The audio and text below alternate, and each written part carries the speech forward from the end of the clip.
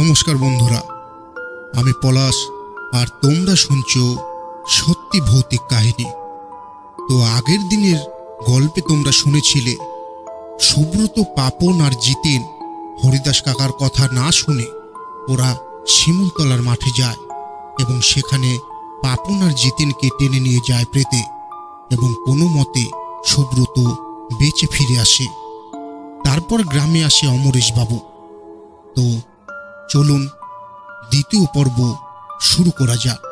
কিন্তু গল্প শুরু করার আগে যেমনটা আমি তোমাদের সবসময় বলি যে তোমরা নিশ্চয়ই অনেক গল্প শুনেছ, কিন্তু আমি আশা করি আজ আমাদের গল্পটা শুনলে তোমরা সত্যিই ভয় পাবে।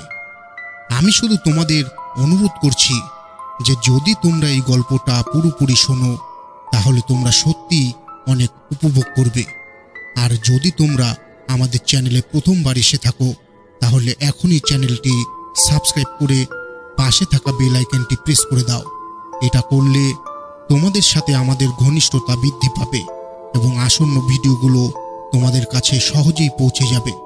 তাহলে বেশি সময় না নিয়ে চলো দ্রুত আমাদের গল্প শুরু করি। অমরেশ বাবু তিনি পেশায় ইতিহাস গবেষক। শুনেছিলেন শিমুলতলার মাঠে বহু বছর আগে যুদ্ধের সময় এক রহস্যময় কাণ্ড ঘটেছিল। তিনি গ্রামে এসেছেন সেই সত্যি উদ্ঘাটন করতে। অমরেশবাবু প্রথম দিনেই সুব্রতের খোঁজ করলেন।